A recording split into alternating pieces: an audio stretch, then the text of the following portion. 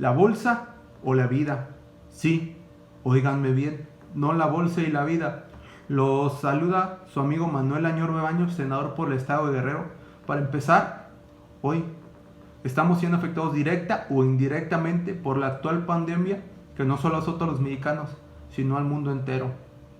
Lamentablemente ya nada será como antes. El mundo en el que vivimos ya no puede ser ni será igual. Tendremos que adaptarnos y evolucionar, dicen los expertos. Hay algo muy grave que tiene preocupado a todos los países del mundo, y esto es la pérdida del empleo y la caída masiva de la economía. Muchos expertos sostienen que de la crisis de salud se saldrá, pero de la económica no. Yo siempre he pensado que el valor supremo es la vida, antes que lo material, y que de la crisis económica nos repondremos. Tarde, pero lo haremos.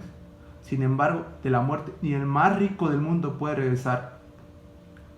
Hoy, México enfrenta uno de los retos más grandes que se tiene registro en su historia, con una tasa de desempleo que va de 3 millones prevista para este año, con una caída del PIB del menos 7% y hace un pronóstico de 9,000 muertes inevitables. Hoy, el presidente y los demás gobiernos tienen el dilema más material y moral que le hacen frente a su carrera como gobernante, la elección entre la vida o el rescate económico. Todos sabemos que se está eligiendo lo económico antes que la vida, y lo digo con toda seguridad porque aún sabiendo México y los demás países que la Organización Mundial de la Salud ya informó que si se abren las economías y se relaja el confinamiento, vendrá una segunda oleada de este virus. Muchos ya están de regreso o ya lo planean, como es el caso de México. A pesar de todo, muchos entienden que se quiere abrir la economía en México, porque México es un país que si no te mueres del virus, te vas a morir del hambre. Y esto es una realidad que viven más de la mitad de los mexicanos que se encuentran en situación de pobreza.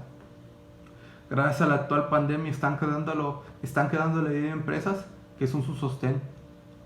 Y no hablo de las empresas que nombra el presidente como las más ricas, que pagan impuestos y que no respetan la cuarentena, sino aquellas empresas pequeñas, negocios informales o cualquier otro negocio de emprendimiento que le genera al país más de la mitad del empleo que existe. Estas empresas que le piden apoyo a la federación y esta solo les da un préstamo miserable que lo único que hace es que se endeuden más y sea más difícil salir adelante. México ya planea poner fin a la cuarentena y empezar una supuesta nueva normalidad. Solo espero que la realidad no nos alcance, porque la realidad es una desgraciada.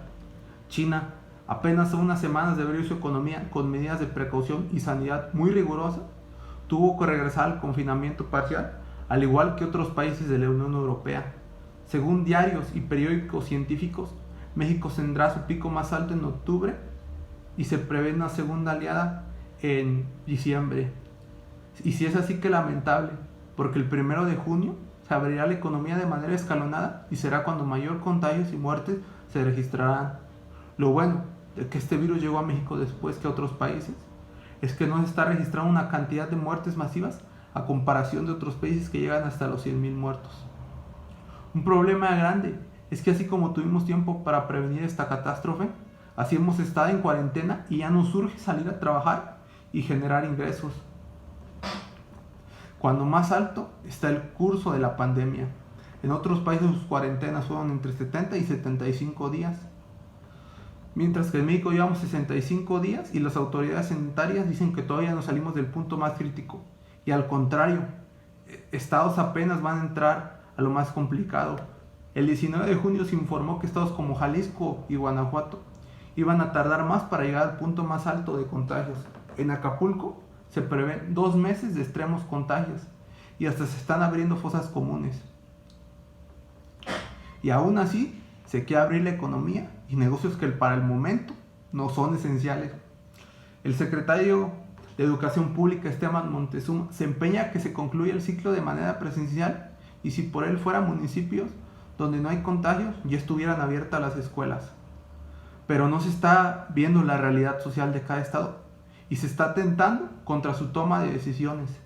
En Guerrero, con más de la mitad de los municipios contagiados, a una semana y media de que se inicie la nueva normalidad, el panorama se ve muy adverso, y más aún cuando no hay apoyo del gobierno federal para la preservación de los empleos.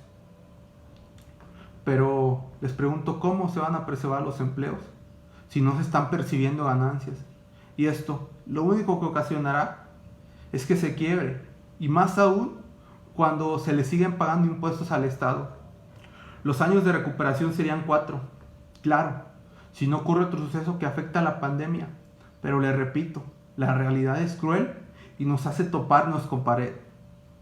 La única forma de salir adelante es que se sigan las recomendaciones de organismos públicos de salud, porque si no, no tendremos ni bolsa ni vida. Si nos relajamos y confiamos que esto ya terminó, cuando volvamos el 1 de junio, estoy seguro que vendrá una segunda oleada y regresaremos al confinamiento. México es un país experto en salir de crisis económicas, pero de catástrofes y muertes, no. El superar esta crisis se logrará si se hace un trabajo en conjunto entre ciudadanos y gobierno. Los ciudadanos siguiendo las medidas necesarias de distanciamiento social y el gobierno, así como dice que los empresarios mitiguen el virus, que así existe un verdadero apoyo a estos. Ahora, ¿ustedes qué prefieren? ¿Sufrir unos meses de limitación económica o la vida de un ser amado que jamás podrá regresar? Suena fuerte, pero ahora esa es nuestra realidad y tendremos que aprender a vivir en ella.